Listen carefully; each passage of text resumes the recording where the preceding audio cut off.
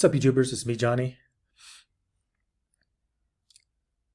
I want to talk about the lack of social mobility in the United States and in parts of Europe or in Europe right now. I saw a video today about the lack of social mobility and the lack of opportunities right now in first world countries, but primarily the United States and Europe, Canada, etc. And how this all goes back to the 70s and 80s when manufacturing was gutted in the United States, Canada, the United Kingdom, Western Europe. Since about the 70s and since the late 70s and early 80s, manufacturing has been moving from high-cost countries to low-cost countries. So in the United States and Canada, a lot of production has gone to Mexico. A lot of that production has gone to China, Vietnam, places like that. And it's caused a lot of social dislocation in the US, in Canada, Europe.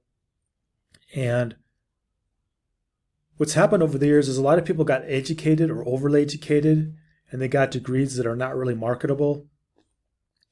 And then they end up working for like McDonald's or, the coffee places, the coffee jockeys, like Starbucks, things like that. So they have these college degrees, a lot of debts that go with them that can't really be serviced by the income they earn by living in the US or just by doing any old kind of job.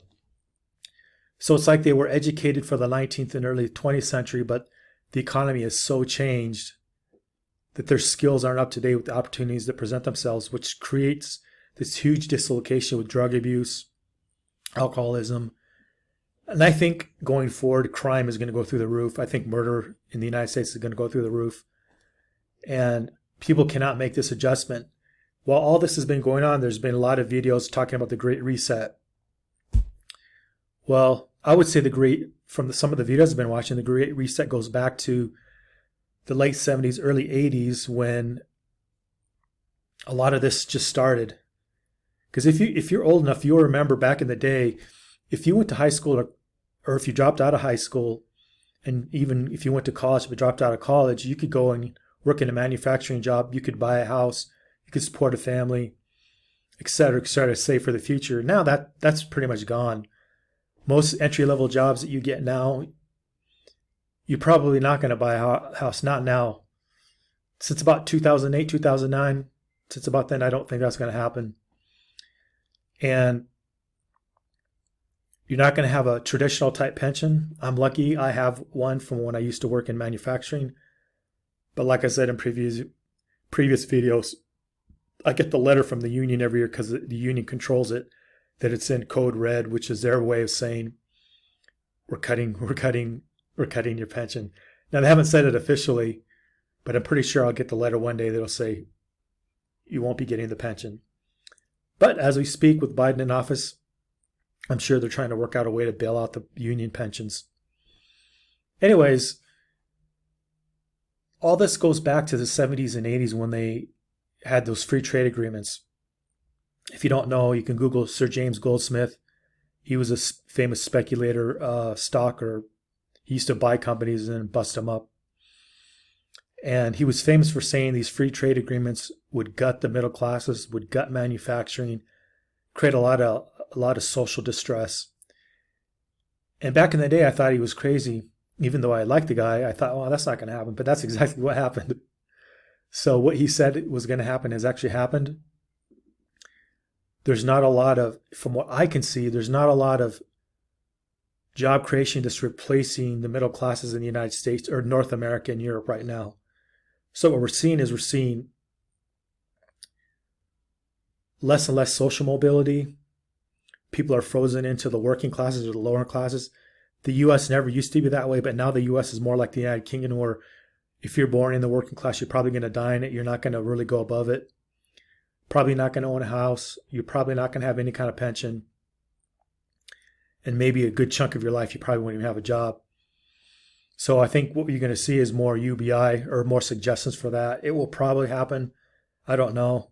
I don't think it's a good idea, but it's probably going to happen whether I like it or not. So hopefully if people get that, they develop hobbies and other things and increase their skill set so they can more than just get by comfortably.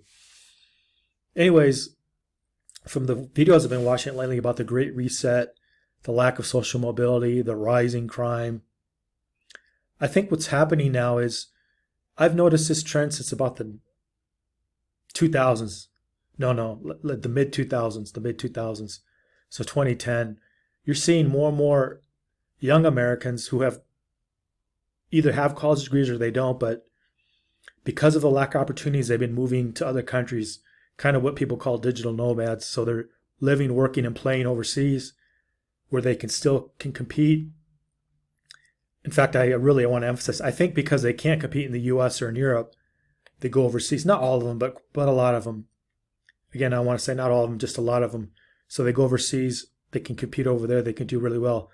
I see that kind of ending too, but not right away. But anyways, so one of the big trends now is people are moving to lower cost areas, lower tax areas, and looking for business opportunities they would have previously done in North America or Europe.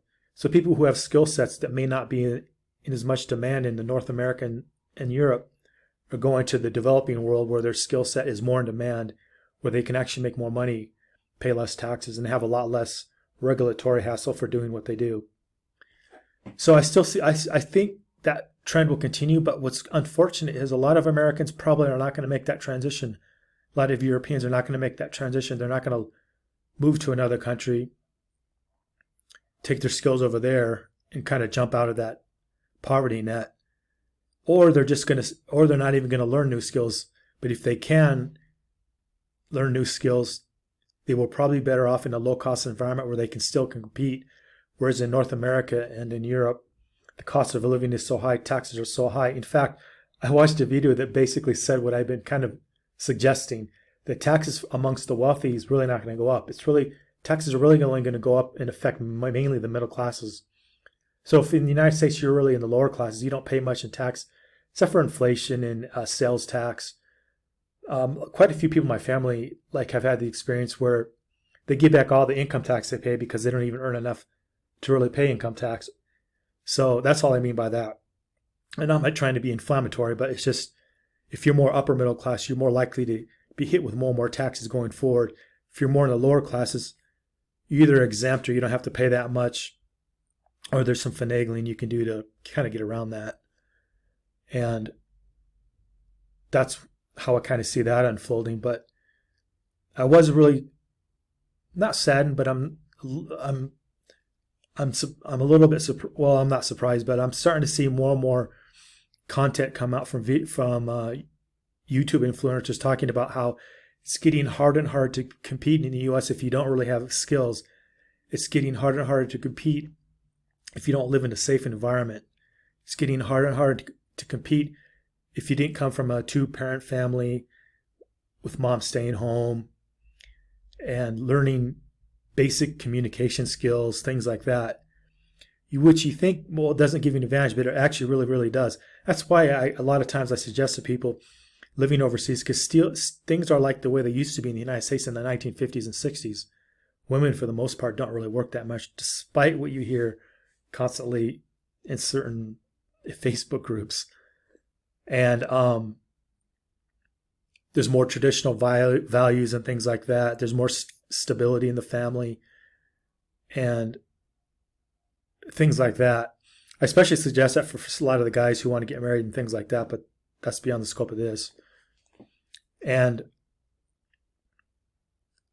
you can kind of get that traditional life you used to get in the United States in the 15, 60s, but you can get it in Latin America. You can get that especially if you go where very few Americans go. Or if you do go to traditional places like Mexico, you can go to the smaller cities that no one really goes to, where things haven't really changed that much. Contrary to what you hear, it's usually Mexico, Brazil, the Philippines are usually kind of the places when I think of where women kind of have traditional careers still. But even then, at least when I had my experience in the Philippines, most Filipinos I met don't want to work. And most Mexican women, they don't really want to work and have a career. I hear it all the time, oh no, they're feminists, they want to do this. That's not been my experience, but of course everyone's experience is going to be different. But I think kind of going forward now, you're going to see where there's a lack of social mobility, you're going to see more and more middle classes take their skills and their capital and they're going to apply it to Latin America and Asia, of course the Middle East and parts of Africa. And the ones who don't want to make the adjustment and don't want to learn new skills, or just don't want to compete, they will probably stay in the States, and they're going to be part of this new underclass that you've always had in Europe, in the United Kingdom, but especially in Western Europe. And it's sad and it's painful, but it appears, at least right now, there's no big social push politically to change that. So if you want to take your capital and the skills you have and move overseas, right now is a perfect time to do that. I don't know how much longer it's going to be kind of easy to do, but no matter how hard the government, the U.S. government or the EU makes it, there's always workarounds, there's always loopholes, and there's always things you can do. I'm constantly surprised at some of the things you can still do and make money in Central America and South America, and also too in like in certain Asian countries. Like stuff that used to be easy to do like 10, 15 years ago, you can do now in Latin America, and you won't have a lot of competition. Like when I say that, one thing I mean is like reselling. Like if you used to resell on eBay, well, that's a big thing now in the Philippines. It's been a big thing for a long, long time. It's now starting to come on into Guatemala. It's a big thing in like, say, Mexico. Like if you had that skill set, you can actually apply it down here, and you can get paid electronically or in cash, whatever you want to do. Now, some viewers will disagree, but from what I've seen, that trend is now big now. So trends that used to be big in the States, they're now coming down here and they're big. You can use your skill set up there to come down here and do those things down here. I don't always really talk about it much because some of these things I don't really do, or some things I do I don't want to talk about. But as the culture, as Western culture and U.S. culture permeates the world, a lot of these business opportunities are now coming into Latin America and Asia, and you can kind of be the first guy or gal doing this and not really have a lot of competition. So that's why I kind of mentioned that. So in the one sense, if you don't want to compete kind of in the new economy, like you want to kind of compete in other things that you used to could do in the U.S. but not as profitable, you can come down here and do them. Or if you want to come down here, take your capital, and compete kind of in these new spaces that are opening up, you won't have a lot of competition if you do them kind of in the Spanish language, or you do them where gringos aren't doing them, or where the market's not really being served. So I just want to bring that up because I'll tie it back to the lack of social mobility, the Great Reset. I think those things have been true. They are true, and they've been true for a long time. I would just say I take it back to this early 70s and late 80s, or mid 80s, late 80s, when all this started. This is not really new. I think we're getting to the end of this, and we're going to have this new economy that most of my viewers probably think I'm full of shit, but you're going to probably see more and more lower and lower cost of electricity, lower and lower cost of food going forward. Right now, we're kind of in an inflationary spike. We're going to slow down. Governments are going to print more money into the slowdown and recession. Already now, Brazil's saying they're in a recession. Then they're going to reinflate, and then the inflation is going to go up. But while all this is happening, tech companies are getting into the space of making things less and less and less, cheaper and cheaper and cheaper. And then also, too, these big multinational companies are bringing this technology all over the world. So I can actually see in the future how there might actually be some kind of welfare state that works. I just don't like it because when you take away people's ambition to try to create value or create stuff, it can lead to a lot of like drug abuse, alcoholism, things like that. Anyways, that's what I think is going on. I think for people who are in kind of a dark area or dark space, who think this is all really bad, I think it's just going to be this way for a short period of time. And if you can make the adjustment, you'll be fine on the other side. For the people who can't make the adjustment, it's really going to be awful, but there's not much you can really do about that. And the politicians and the bureaucrats, they're just not going to make it easy for people. They're going to make it more and more difficult for like working class people and people more in the lower economic realm. And they're going to give more and more opportunities for people in the upper class, or tax advantages, things like that. That's another thing that's kind of unpopular now, but that's just how it is. And the people who have the money make the rules. So as you see the crypto space and technology space just completely blow up, they're going to make rules to their advantage, and you might as well take advantage of them. Anyways, that's it for tonight. Like, share, subscribe, and leave a comment. Thanks.